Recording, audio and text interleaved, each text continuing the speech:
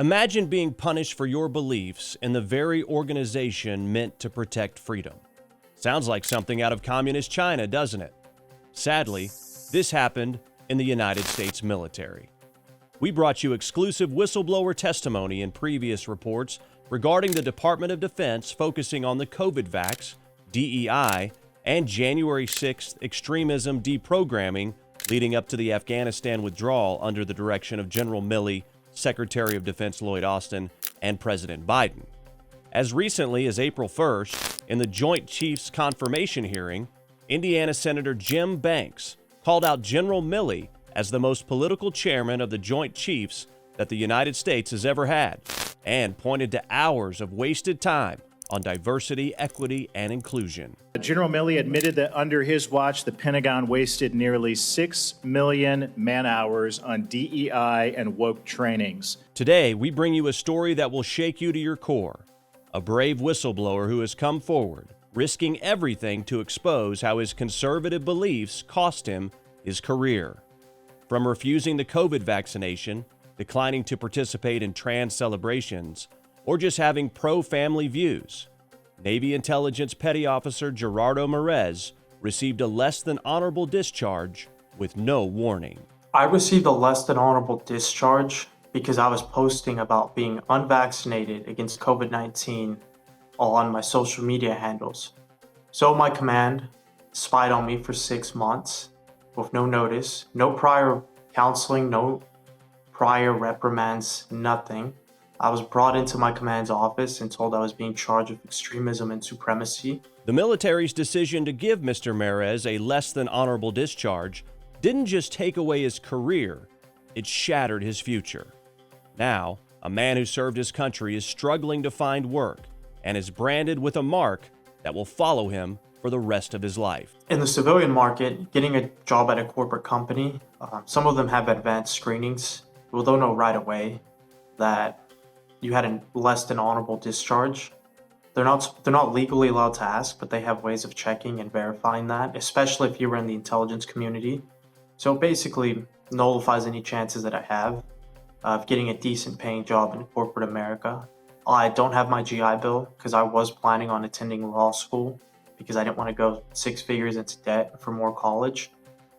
And on top of that, my top secret clearance was revoked because of my political beliefs and being unvaccinated. And so I had job offers where they were willing to start me off at 140, 150,000 a year just because I had a clearance, but I was denied and rejected from those jobs once they found out what was on my clearance and why it was revoked. Because my command put on there misconduct, charged with a serious offense, as if I was a criminal or as if I had hurt somebody, when nothing could be further from the truth. It was social media posts. His posts? They simply expressed a distrust in a vaccine mandated by Secretary Austin and the Department of Defense, a stance that many took. Yet, for Merez, it became a target on his back. His personal beliefs were not just scrutinized, they were weaponized against him. My biggest thing was kind of just being open about being unvaccinated. There was a large contingency of other either recently separated veterans or active duty people that hadn't gotten the vaccine. And I was just proud that I hadn't gotten the vaccine. And I was proud to say, hey, I'm unvaccinated, I'm still in uniform, guys. I was trying to white pill people to show that the world wasn't so doom and gloom, because that's what it felt like in the military under the Biden administration. It felt very very, very dark. And that was the main motivation behind that was, hey guys, look, I'm unvaxxed, I'm still in. There's ways you can join the military without being treated as an experimental person or being experimented on with this unapproved vaccine. And my command did not take that very lightly. They saw it as an act of defiance, but I see it as something that was protected under my First Amendment right. After these views became known, as a devout pro-life Catholic, Merez became a target of continued ridicule, pressure, and threats. And they said, well, everybody that's on this list has been reported as not being vaccinated against COVID-19. The Secretary of Defense has just issued an order that it is mandatory for for all people and personnel that are active duty to get the COVID-19 vaccine for military readiness, and there are no exceptions. They didn't even tell us about the religious accommodation. And an E6 smugly said, he said it with a smirk, he said, if you do not comply, you will face adverse consequences that could be anything related to your pay, your discharge, or your benefits, or even your freedom. And that's basically saying the quiet part out loud. Everybody there knew what he was hinting at. They didn't need to tell us what they were willing to do if we did not get the vaccine and how far they were willing to go. We were also threatened with a less than ideal evaluation. We're going to be given the worst evaluation that you can get, an SP in the Navy, which means a serious problem. If you sign that, you're basically ending your career. They were threatening to give us those. And then aside from that, it was just social mockery. Other people, high ranking or not, they'd refer to us as Alex Jones, or they'd make nanobot jokes about the technology and the vaccines, or they'd basically imply that we were lepers, that we shouldn't be there because we were a danger to all of them. There were people making jokes that the UNVAC should be, sent off to other camps or to other commands with each other so they can, survive on their own.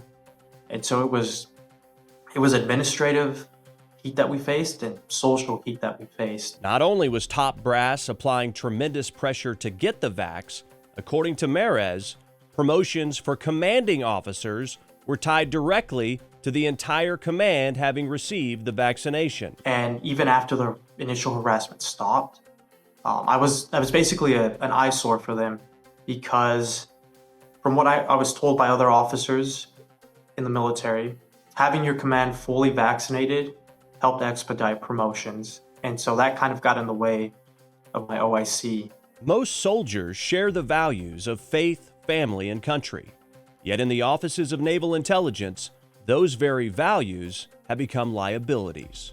Mares found himself isolated not just by his peers, but by an entire system that demanded compliance to a liberal agenda. I was known as openly being right-wing in my command. My commanding officer, my OIC, and a few other high-ranking officers would periodically inspect the barracks rooms that we lived in. And so they inspected my room. I had about 3 MAGA hats in there. I had a Don't Tread on Me flag. I had a Come and Take It flag. I had an American flag.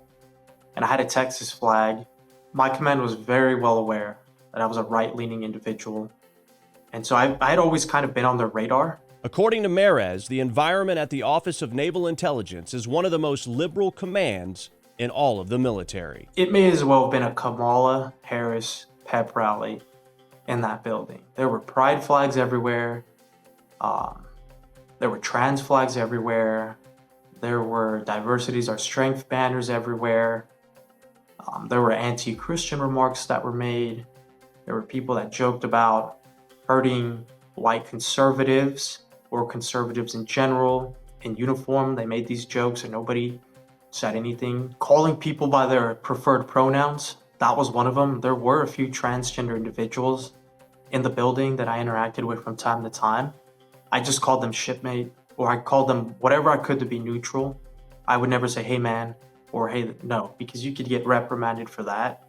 I had to toe the line very carefully with that because they were very volatile, some of the individuals in that building that were transgender, and I just avoided them like the plague. I wanted nothing to do with them in terms of interactions, because you say one wrong thing, it's gonna blow up in your face. Hey, this guy's a misogynist, this guy's that, and now it's back to your command.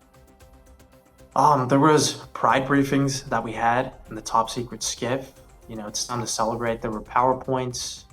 Pride Month was celebrated very devoutly at ONI, and we were expected to, clap and do this and that. I obviously didn't. One of the things is there was not a single American flag hanging in my skiff, but in Pride Month, there were pride flags, trans flags, all of the 88 different flags. There was a There must have been 5 or 10 of those flags hanging in the skiff. Despite the cost to his career, Petty Officer Mares has chosen to speak out, driven by his love for country and his unwavering belief that the military must be restored to its rightful purpose, one that honors freedom and doesn't punish it. The question is, will we let this continue? I'm coming forward now because it's now or never, do or die. To the American people, if nothing is done about the damage that was inflicted upon our military and our country as a whole these past 4 years, the damage will be irreparable and the country and the military that we love will be gone forever. I'm Ike Wingate, and this has been the Ike Report.